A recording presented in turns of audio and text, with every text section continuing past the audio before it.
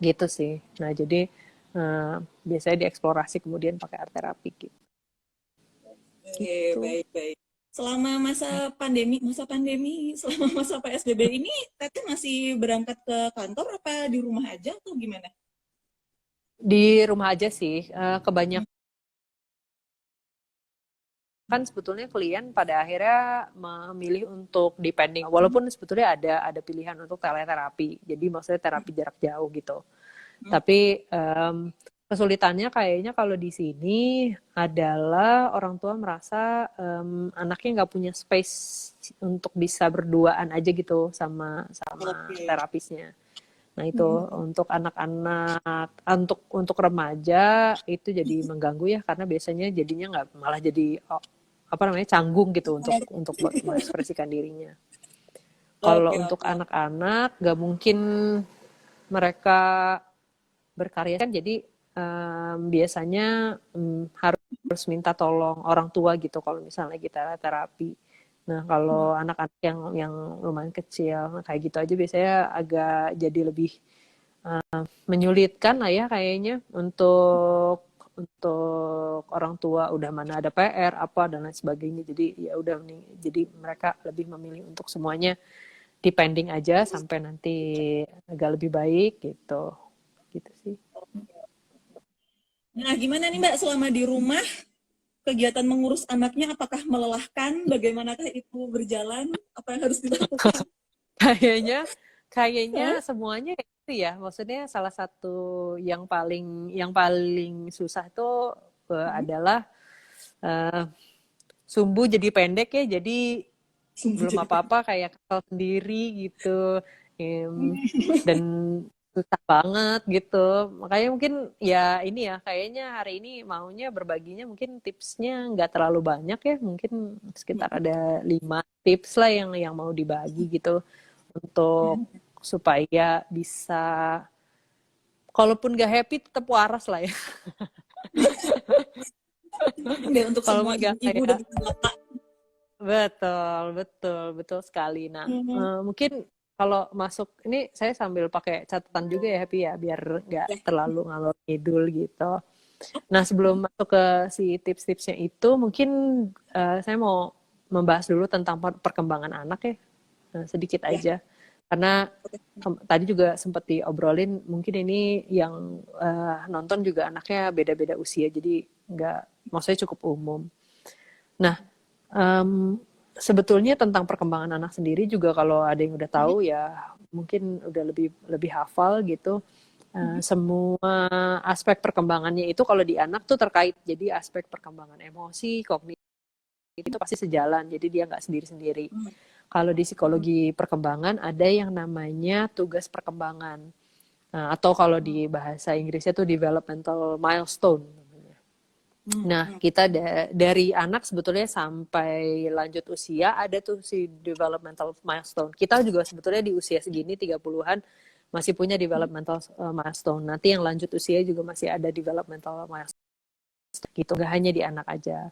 Nah, kalau di anak misalnya si tugas-tugas perkembangan atau developmental milestone, ambil contoh di usia 9 bulan. Ini salah satu tugas perkembangannya itu bisa merangkak. Nah, biasanya sebetulnya merangkak ini kan betul. Jadi biasanya si merangkak ini kan terdorong dari secara naluriah ya. Biasanya karena bayi ingin bergerak mengambil sesuatu tapi belum bisa jalan. Nah, perkembangan fisik ini yang kelihatannya fisik atau motorik sebetulnya berkaitan juga dengan perkembangan emosi dan kognitifnya. Jadi beberapa bayi nanti yang tidak melalui tahap merangkak atau langsung berdiri lah ya atau langsung berjalan karena kadang-kadang biasanya orang tua tuh excited, wah anaknya udah pengen jalan gitu. Jadi dilewat si tahap merangkaknya um, biasanya nanti kurang kuat tuh di motorik kasar. Jadi kalau motorik kasar terutama di tangan gitu jadinya kurang kuat. Nah itu nanti kalau motorik kasarnya kurang kuat dia akan berpengaruh ke motorik halus. Jadi kalau kalau bahasanya di terapi okupasi itu kalau misalnya kebutuhan motorik kasarnya belum terpenuhi, motorik halusnya jadi nggak bisa lancar gitu. Kan apa hubungannya sama motorik halus? Nanti anaknya nggak bisa megang pensil atau nggak tahan megang pensil lama-lama yang akhirnya nanti kalau dimasuk ke usia sekolah selalu dibilang kayak, oh anaknya nakal dan lain sebagainya, nggak mau diem dan lain sebagainya karena dia masih belum puas gitu. Nah, kemudian sebetulnya secara kognitif juga dia berpengaruh ke kayak kemampuan mengukur jarak, ruang, dan akhirnya problem solving gitu. Dan kalau secara perkembangan emosi, merangkak juga membantu anak sebetulnya. Karena biasanya anak seusia gitu kan otot-ototnya juga belum siap ya untuk dia bisa berjalan.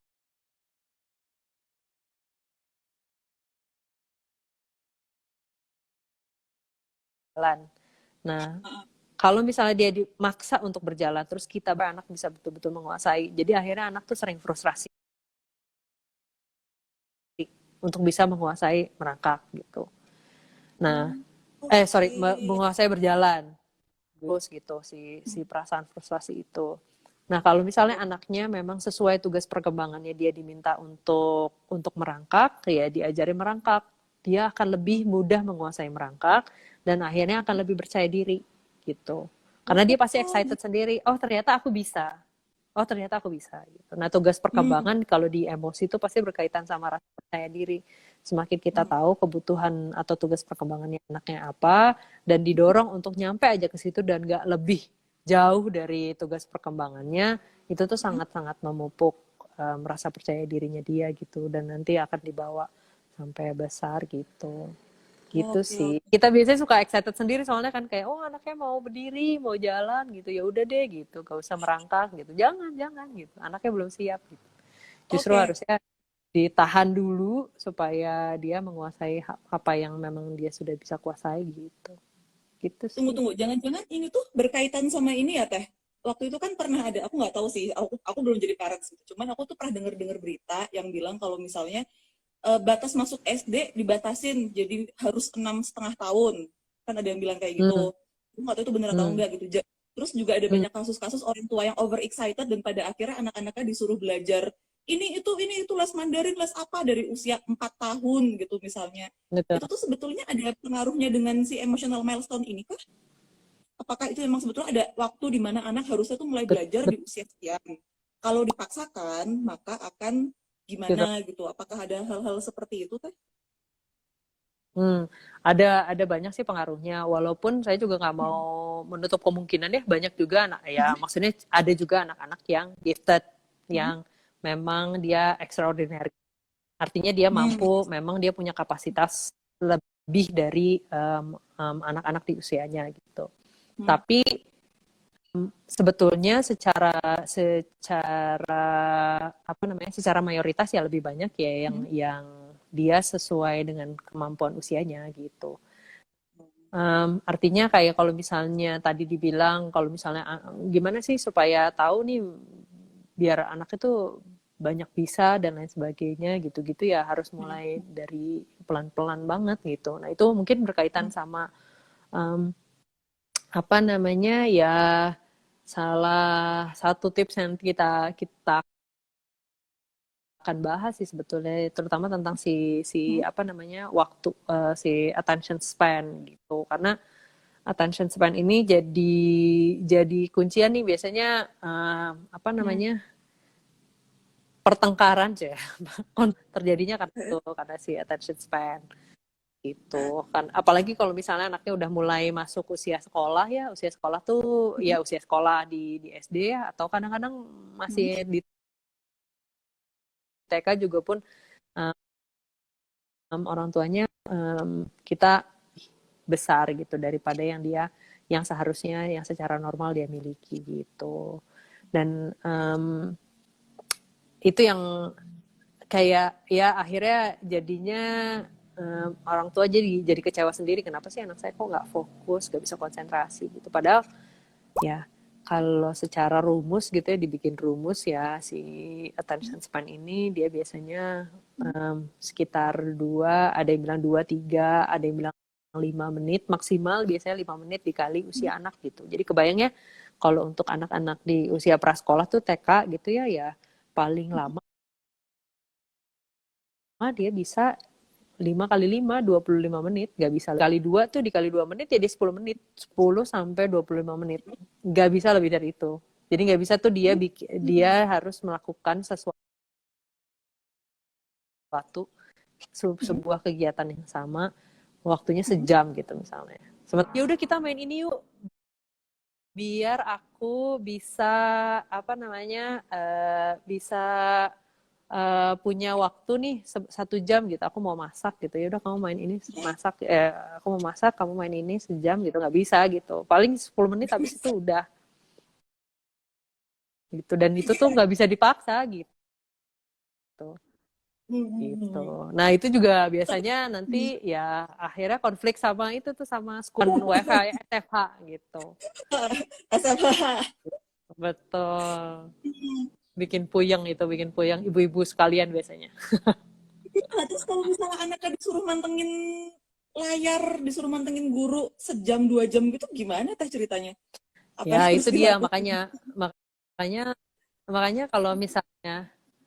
makanya kalau misalnya di apa namanya di usia sekolah itu kita mulai biasanya kelas 1 tuh nggak pernah sejam kok. 1 jam pelajaran tuh nggak pernah 60 menit. Kita pasti 1 jam pelajaran tuh sekitar 30 menit.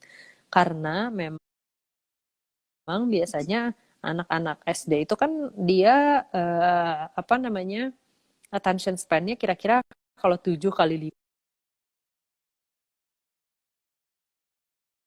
gitu. Jadi 1 jam break dulu, habis itu 35 menit lagi gitu ya. Kalau misalnya itu 2 jam pelajaran kayak matematika 2 jam pelajaran berturut-turut gitu misalnya. Ya dia 35 menit, dia ada break, ada nggak lebih dari itu gitu. Jadi nggak ya nanti baru kalau misalnya dia udah masuk SMP gitu ya, masuk SMA bisa tuh kuat tuh. Kita tuh sebetulnya baru kuat 2 jam mantengin sesuatu ya ya usia-usia SMA kan sebetulnya. Oh ya SMA ya ya. kuliah gitu. Sebelum itu ya nggak kuat, kecuali kalau lagi nonton ya, kalau lagi nonton film. Karena kalau film kan sebetulnya dia ganti scene ya, nggak pernah ada satu scene yang 2 jam penuh Terus-terus ya. kan. Hmm. Gitu, gitu sih. Aku sebenarnya ada yang mau aku tanyain sih, Gitu, cuman ya ada pertanyaan. Apa ada boleh, waktu boleh, boleh. terbaik untuk wanita jadi ibu? Itu gimana maksudnya ya? Mungkin mesti usia Waduh, terbaik waduh, untuk waduh. jadi ibu. Itu Usia, gimana ya? usianya berapa ya? Usia terbaik untuk wanita menjadi ibu? Kayaknya kalau menurut observasi ya, saya belum pernah baca penelitian yang apa namanya, yang mendalam gitu atau yang banyak gitu ya. Yang jelas sih sebetulnya nggak ada waktu yang siap sih jadi ibu. Gak Bahkan mungkin sih. bahkan iya kan? Maksudnya iya kan? Belum ya, belum tuh. Maksudnya nggak ada yang betul kayak bahkan saat kayak dipikir kayaknya saya masa nggak siap sih gitu atau udah dilamar mau menikah masa nggak siap gitu. Tapi saat merasa sudah siap pun sebetulnya nggak betul-betul siap sih. Karena nggak ada ya walaupun sekarang udah ada kayak sekolah ibu ya inisiatif-inisiatif untuk bikin sekolah ibu pada akhirnya ya nggak akan pernah siap sih sampai kapanpun karena itu mah memang learning by doing sepenuhnya aja. Pertama karena ya setiap anak itu nggak dia individu sendiri dia nggak bisa dibanding-bandingin ya antara satu anak sama anak lain gitu. Benar-benar nggak ya kalau bahasanya nggak apple to apple akhirnya ya yang paling tahu tentang kondisi anaknya ibunya sendiri gitu atau orang tuanya sendiri gitu atau sebetulnya bukan kalau misalnya pun nggak ada orang tuanya ya disebutnya primary caregiver gitu jadi itu primary caregiver tuh bisa bisa orang tua bisa kakek nenek bisa apa namanya pengasuh dia bisa jadi primary caregiver gitu. Nah harus ya yang paling tahu tentang kondisi anak ya primary caregivernya bukan ya nggak bisa dipukul rata gitu. Walaupun kayak misalnya tadi ya tugas perkembangan tuh ada yang umum gitu ya, ada yang umum.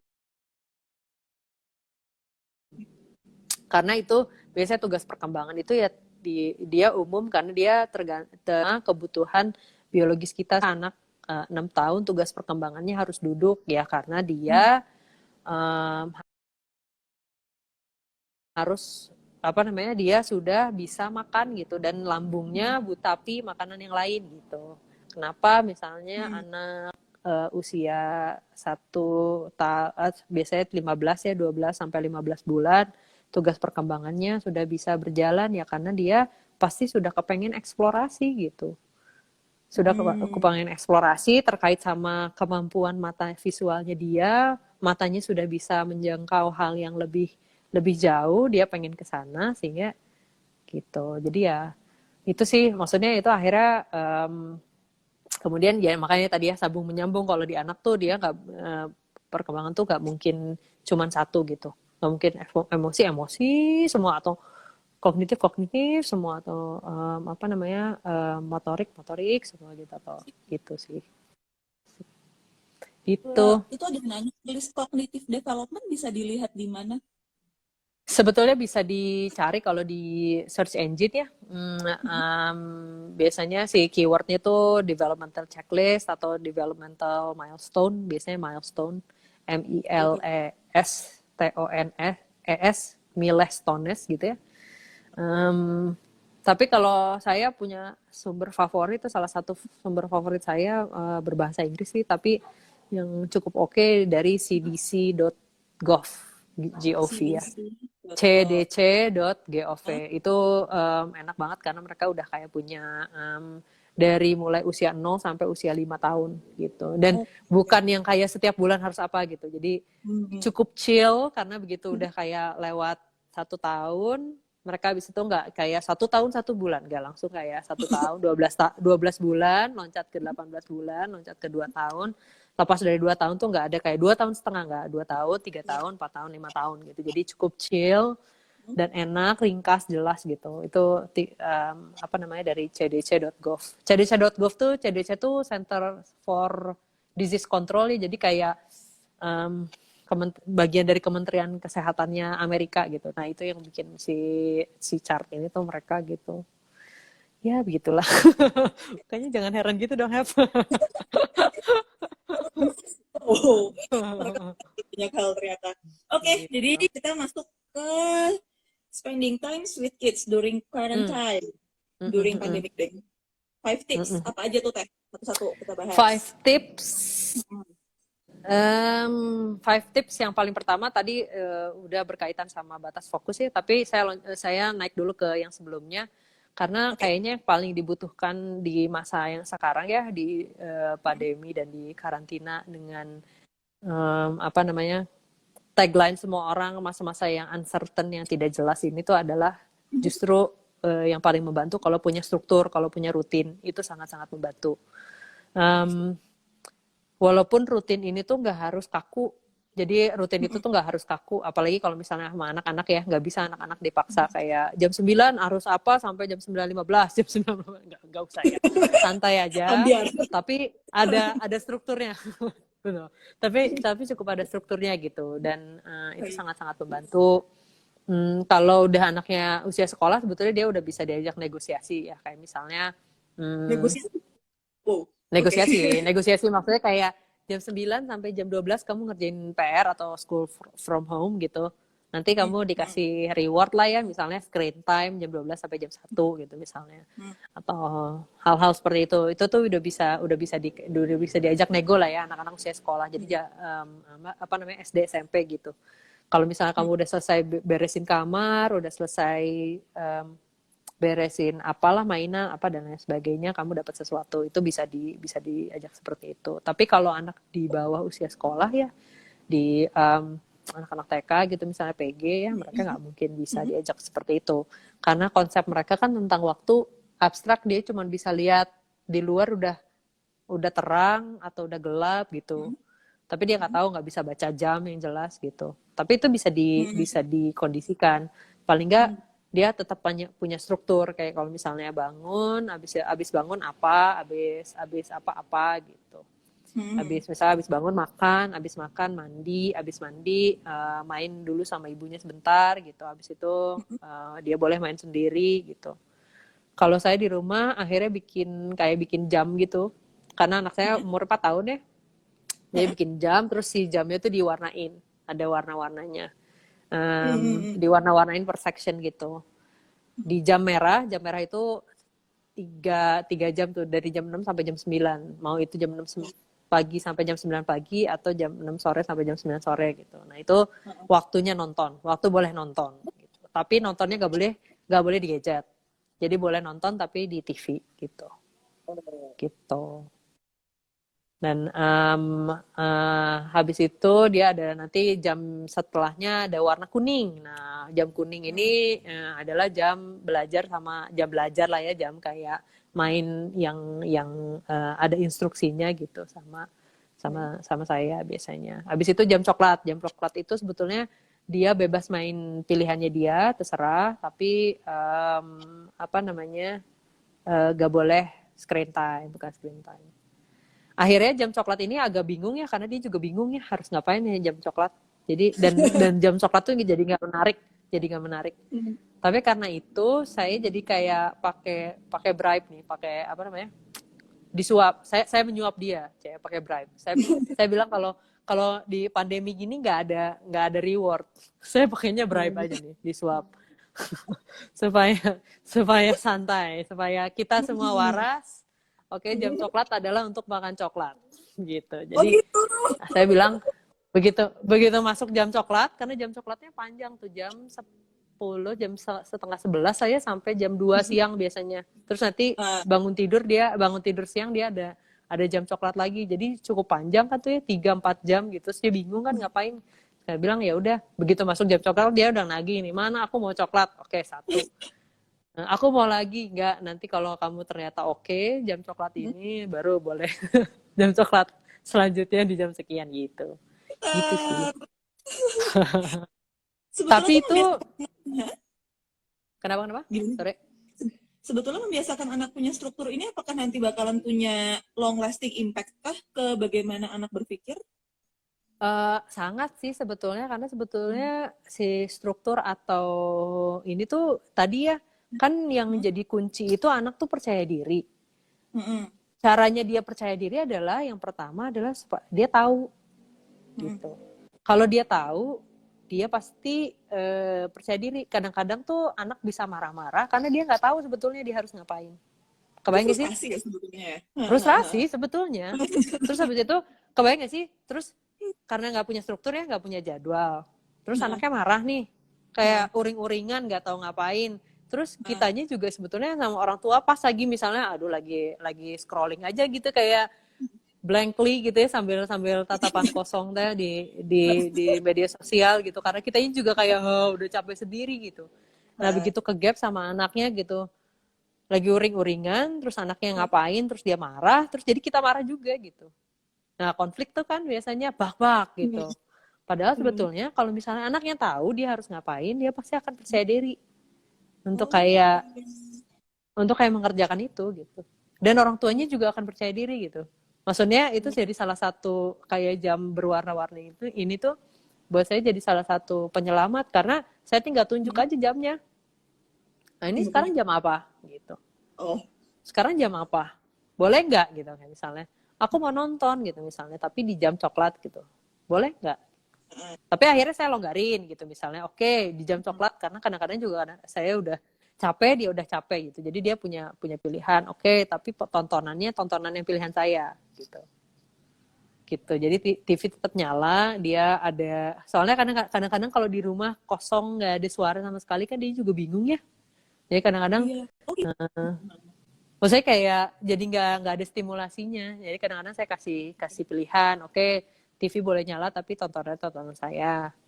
Nah, tontonan saya biasanya tontonan itu apa, dekorasi rumah.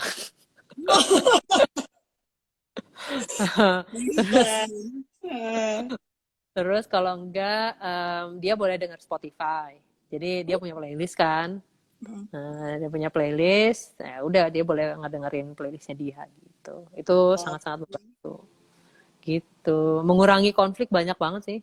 Gitu. Kadang-kadang dia kayak yang udah jam coklat tuh, biasanya yang udah jam coklat tuh jam dia boleh free play, tapi nggak boleh screen time gitu. Itu yang kadang-kadang dia suka nanya kayak, sekarang aku ngapain gitu. Kayak, ya terserah gitu.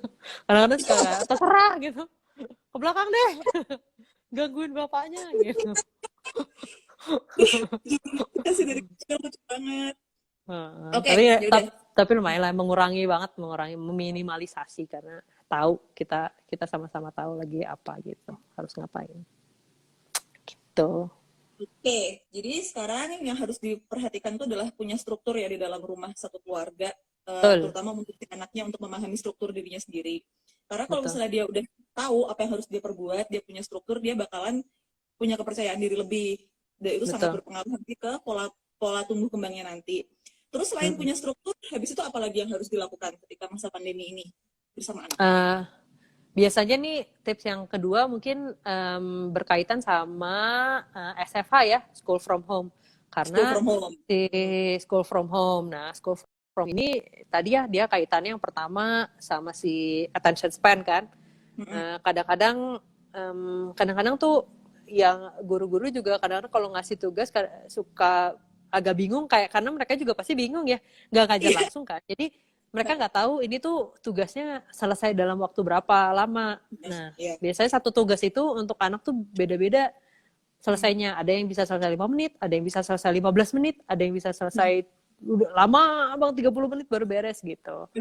Iya Nah, betul. betul. Nah, biasanya tuh kalau anaknya selesai dalam waktu yang optimal, pas dengan Mm. apa yang dikasih sama gurunya, orang tuanya biasanya Mm. adem ayem sih. Atau Ya. agak lama sedikit, biasanya orang tuanya adem ayem. Tapi kalau misalnya ternyata anaknya bisa selesai lebih cepat, nah itu biasanya kayak, terus habis itu aku ngapain lagi gitu. Nah, itu um, jadi tips yang kedua itu adalah um, semampu mungkin gitu ya. Kalau saya kemudian akhirnya belajar untuk bisa mecah kegiatan atau mecah tugas gitu. Jadi kayak misalnya mecah tugas gitu. Kayak misalnya apa namanya tugasnya tuh ini saya sambil lihat nih lagi. Nah, oke. Nah, kalau di contoh kasus saya nih biar lebih mudah. Di sekolah anak saya misalnya dia waktu itu sempat diminta untuk pakai boneka kayak pakai boneka menceritakan tentang kegiatan olahraga di rumah karena di apa namanya bagian dari si sekolahnya tuh dia ada kayak dramatic play. Nah ini tuh kayak ngegantiin dramatic playnya. Nah, kalau langsung dikerjain tuh ya, ngambil boneka, terus habis itu kita langsung cerita, bla bla bla bla bla, itu tuh 5 menit juga beres. Kayak kamu sukanya olahraga apa? Ini, udah gitu. Apalagi anak laki-laki gitu ya. Pengen ngomong juga enggak gitu, kayak pengen itu main aja gitu. Kayak nggak mungkin 5 menit tuh beres. Jadi pasti habis itu saya bingung sendiri harus ngapain.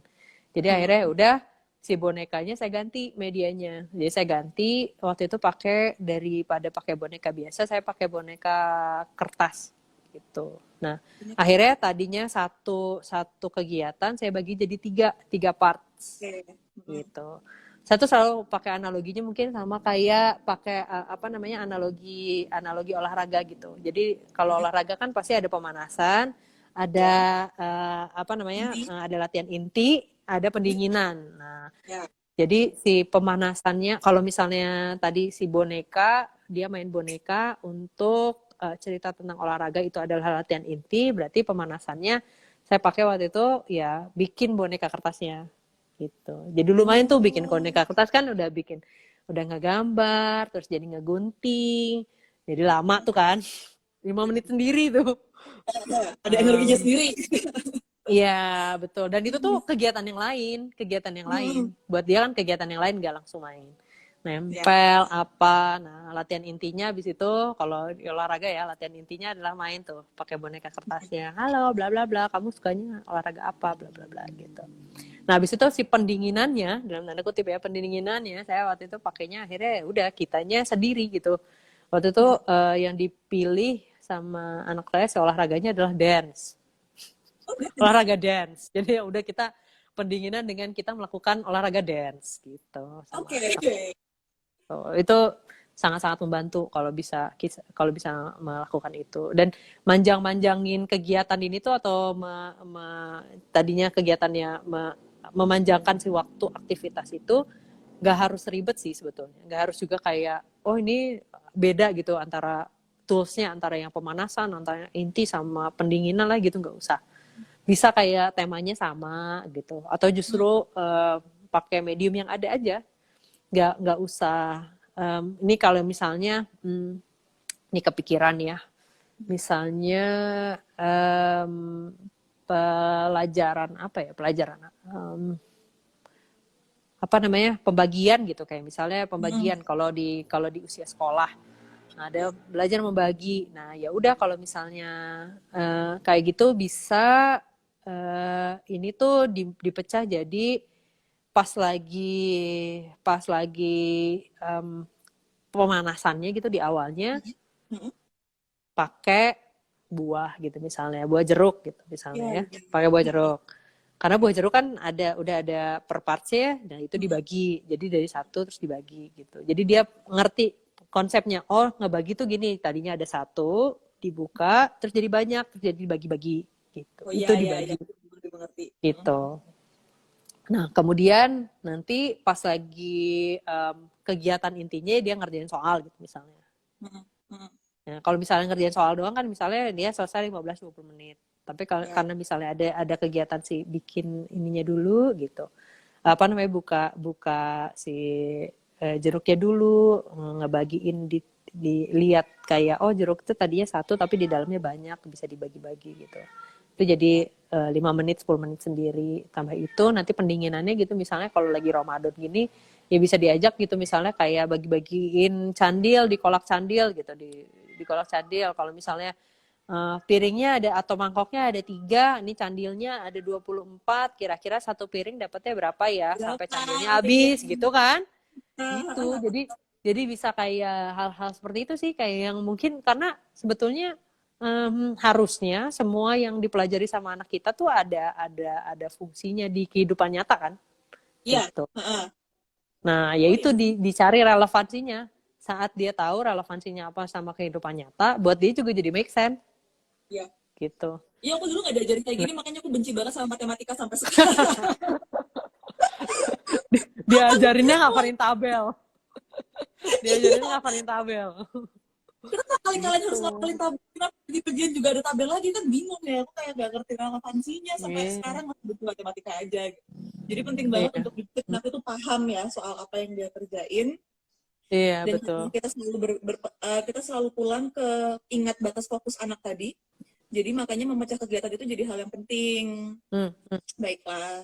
Habis itu gimana lagi Teh? betul, Apalagi betul, yang harus betul. kita lakukan selama pandemi ini? Em, yang selanjutnya mungkin karena ini juga udah hampir-hampir ini sih saya skip satu nih. Ya, Em, udah hampir apa azan. namanya azan. Ya langsung skip. Nah yang Hmm. paling penting juga adalah kayaknya untuk supaya kita stay sane ya, untuk kita tetap waras adalah ini salah satu mantra saya juga sih. Saya tuh kalau waktu saya belajar dulu, waktu saya belajar si art psikoterapi ini, saya kenal sama ada yang satu tokoh namanya Winnicott. Si Winnicott ini tokoh dia psikoterapis. Nah, dia tuh kayak ya nggak perlu tuh jadi perfect parents tuh nggak perlu karena nggak ada juga. Dan itu tuh justru berusaha untuk menjadi orang tua yang sempurna itu justru menutup banyak sekali kesempatan anak belajar sebetulnya. Jadi kalau Winnicott itu dia bilangnya kayak cukup jadi good enough aja. Jadi cukup baik, good enough gitu. Dan pada akhirnya kayak ya udah, pada akhirnya kita akan membuat kesalahan sebagai orang tua dan it's okay. Justru anak bisa belajar karena kita berbuat kesalahan. Karena yang paling penting adalah bukan mencegah untuk membuat kesalahannya, kecuali kalau misalnya ini kesalahan yang sangat-sangat besar ya. Kalau buat saya sih anak tuh bakal survive kok dimarah-marahin kecil-kecil gitu tuh nggak apa-apa. Mereka tuh akan survive. Akan survive. Kalau hanya marah kecil ya kayak misalnya kesel gitu ya. Anak saya juga kalau misalnya saya udah kesel gitu dia kayak yang kenapa Uma marah karena dia umur 4 tahun ya. Jadi dia udah mulai tumbuh tuh empatinya. Artinya dia udah bisa lihat kalau misalnya ada saya mukanya beda sedikit, udah ekspresinya beda sedikit gitu. Dia udah mulai gitu kenapa Uma marah gitu. Nah, di situ jadi pembelajaran buat dia bahwa kayak emosi marah itu wajar. Tapi follow up-nya gimana dari marahnya itu gitu. Nah, itu yang harus dipelajari gitu. Kadang-kadang saya marah lepasin juga. Kalau maksudnya dan lepasin juga karena kadang-kadang saya merasa dia harus tahu kalau saya lagi marah gitu. bukan kayak iya. istighfar, nggak. Kadang-kadang saya marah gitu, Mas Cahaya gitu, terus kadang-kadang dia nangis kayak kenapa Uma marah gitu, kayak maaf, terus dia belajar minta maaf gitu. Sama seperti kalau misalnya dia marah ya saya minta maaf gitu, kenapa Uma salah, maaf ya gitu. Itu ya sebetulnya jadinya jadi dia jadi belajar gitu, follow up marah tuh apa sih gitu. Oh, saya Oh bisa iya minta sih. maaf gitu. Yang kalau misalnya kita nggak pernah marah, dia nggak pernah tahu. Nanti kalau Iya misalnya juga dia ya. marah, dia kelepasan marah, dia nggak pernah tahu. Dia tuh harus minta maaf kalau misalnya dia menyakiti hati orang lain gitu. Gitu Iya seperti kalau benar. misalnya saya sudah menyakiti hatinya dia gitu. Gitu Hmm. sih. Itu yang pertama, dan itu juga sangat-sangat baik, dan apa namanya, yang biasanya dampak buruk tuh buat kita sebagai orang tua, kalau udah marah biasanya kita feel guilty. Itu sih. Iya. Nah, guilty ini yang bisa jadi juga buruk sih sebetulnya buat kita. Karena biasanya kalau udah kita merasa guilty, terus guilty-nya makin lama makin besar, dia jadi siklus gitu. Numpuk perasaan bersalah. Aduh aku gak becus, aduh aku gak kompeten, aduh gimana, dan lain sebagainya. Jadi, dan lama-lama akhirnya jadi terjebak sendiri sama merasa tidak kompeten itu. Nah, padahal anaknya sendiri nggak akan ngerti. Anak tuh nggak tahu kita lagi ngalamin apa. Ya nggak sih? Kamu ingat nggak sih waktu kamu Iya. kecil, anak orang tua kamu apa gitu, merasakan apa gitu? Ingat nggak sih? Iya, tentu saja. Kayaknya enggak kan? Kayaknya enggak kan? Kita tahu dari Hah? tindakan mereka aja gitu. Tapi kita nggak pernah tahu mereka tuh ngerasain apa gitu. Dan mungkin mereka Bener juga sih. sempat ngerasain gak kompeten sama kayak kita sama anak gitu. Mereka juga mungkin pernah merasakan guilty, tapi kita mungkin nggak pernah ngelihat gitu. Hah. Dan apa namanya, yang paling jelek sih sebetulnya dari kalau udah kita merasa nggak kompeten tuh, kita bisa jadi ekstrim. Itu sih. Ekstrim yang pertama adalah ekstrim dimana kita terus jadi merasa kecil, kayak yang beneran aku nggak bisa deh, aku nggak becus jadi orang tua, kayaknya aku nggak mampu, aku takut salah, jadi takut, mau apa apa takut, mau apa apa ragu-ragu gitu. Dan anak akan pick up itu gitu. Pertama, anak biasanya kalau misalnya dengan orang tua yang kayak aku takut, aduh takut salah gitu, anaknya pertama jadi ragu-ragu karena dia takut juga. Kayak kenapa ya ibu atau bapak ayah tuh kenapa ya kalau deket-deket saya tuh kayaknya tuh gitu, kayaknya tuh banyak ragu-ragunya, apa karena saya salah gitu, apa karena saya, kebayang gak sih kayak yang kenapa sih kok ibu saya kok kayak yang gitu, apakah saya melakukan sebuah kesalahan gitu, jadinya dingin. Atau sebaliknya biasanya, karena merasa nggak kompeten, kita tuh jadi membesarkan diri. Tahu nggak sih, ini tuh sangat-sangat naluri kebinatangan sebetulnya. Kayak kalau binatang, kalau kucing, kalau kucing-kucing besar lah ya, harimau atau apa gitu ya, merasa takut, mereka biasanya kayak oh gitu, jadi Iya, ninggiin, iya. oh gitu, Hah. jadi dominating. Nah itu tuh biasanya juga terjadi kalau misalnya kita udah merasa terus-terusan gak kompeten sebagai orang tua, kita kayak gitu sama anak, kayak aku yang berkuasa di sini gitu. Padahal Iya, sebetulnya iya. kita yang lagi merasa Bener-bener. kecil gitu. Kamu dengerin aku apa gitu. Dan akhirnya jadi Oke. kitanya juga nggak bisa mengakui kesalahan, dan anaknya nggak jadi belajar gitu. Jadi sebisa mungkin kalau misalnya kita memang merasa bersalah sama anak, ya kita minta maaf sama anaknya Ya, itu gitu. penting banget. Dan minta maafnya jangan sambil dia lagi tidur, karena dia nggak denger kalau dia lagi tidur. Karena itu kadang-kadang kayak, kebayang sih, kadang-kadang kalau saya suka nonton sinetron gitu kan, kayak yang ngeliatin anaknya gitu, kayak maafkan ibu nak gitu, tapi dia lagi tidur. Oh, gitu. Tapi nggak usah juga Kayak nangis di depan anaknya ya, kayak maksudnya nggak usah juga kayak nangis di depan anaknya kayak yang maafkan aku dah gitu, nggak usah kalau misalnya memang kesalahannya nggak sebesar itu. Tapi kayak bisa bilang kayak, ibu tuh ngerasa nggak enak loh kemarin marahin kamu gitu. oh ya. Gitu. Anak tuh pasti Jadi nempel kok, maksudnya apalagi kalau anak yang lebih kecil ya, mereka tuh tahu banget kalau kita lagi marah biasanya. langsung nempel gitu loh, pengennya deket-deket gitu, karena Mm-mm. mereka langsung kayak merasa kehilangan. Jadi kapanpun kita merasa bersalah, ya udah peluk aja gitu. Maaf ya gitu. Tadi kekerasan ya gitu. Tadi aku marahnya terlalu keras ya gitu. Semakin kita luwes minta maaf sama anak, semakin semakin anak tahu bahwa oh ada caranya ya kalau saya berbuat salah tuh harus ngapain gitu. Gitu sih. Gitu. Oh my Tadi God. kayaknya ada yang nanya ada yang nanya juga ya Hep ya tentang kalau Hah? misalnya marah besar kelepasan Iya, malah iya. besar kayak gimana. Kayaknya sih gitu sih. Kayaknya kalau misalnya anaknya sudah bisa diajak ngobrol, ya dia diajak ngobrol dikasih tahu maaf ya ibu kayaknya tadi kelepasan marah gitu. Atau ditanyain apa yang bikin kamu ya setelah minta maaf itu terus ditanyain tadi kamu merasanya gimana dimarahin sama ibu kayak gitu gitu. Tapi kamu ngerasa gimana itu Walaupun penting sih. gitu gitu. Dan kadang-kadang ya ini ya Ya. saya juga kadang-kadang masih punya si naluri yang pengen jahat gitu sama anak tuh kayak maksudnya kayak yang kayak dia udah minta maaf gitu terus kayak aku nggak mau kasih maaf gitu. Nah Hmm. itu tuh sebisa mungkin menurut saya dikasih tahu aja anaknya kayak kalau misalnya mau bikin bikin drama aja jangan kayak dipendam sendiri terus habis itu tadi ya jadi nggak ngerasa Hmm. kompeten gitu karena Oke, oke, biasanya oke.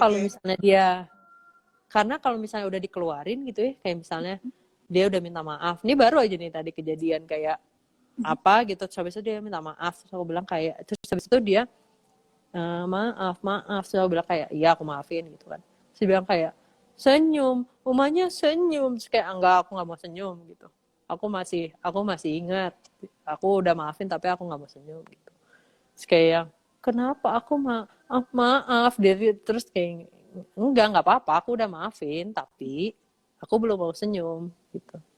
Terus jadi aku Oh. harus gimana kata dia sih. Ya nggak apa-apa, udah kamu boleh peluk aku gitu. Kamu boleh peluk aku. Nanti aku kalau udah aku siap aku senyum gitu. Gitu. Ah, Dan itu tuh jauh lebih habis itu dia jauh lebih tenang karena dia nggak usah menebak-nebak kan aku kenapa gitu. ya. Dia nggak usah kayak menebak-nebak kenapa sih? Uma tuh kenapa sih kayak tadi katanya udah maafin tapi kok kayak masih masih kayak petasan gitu, masih kayak kayak belum selesai gitu. Nah, Gitu. tapi dia juga jadi belajar. Nah, oke, Gitu. oke, oke. Ya Mm-mm. ampun, ini keasikan ngobrol sampai tiba-tiba udah waktunya berbuka ya, teman-teman Betul. semua. Parah, dan pertanyaannya juga banyak. Banyak juga yang nyimak, banyak yang setuju, banyak yang menyapa, ada yang menyapa juga untuk Ibis Taus Bandung Braga. Terima kasih banyak. Oke deh, terima kasih banyak untuk semua yang sudah menikmati sesi ini. Aduh maaf ya ini jadinya kita ngobrolnya keasikan ini udah mau masuk berbuka. Maaf ya, Tari buka dulu aja nggak apa-apa. Gak apa-apa.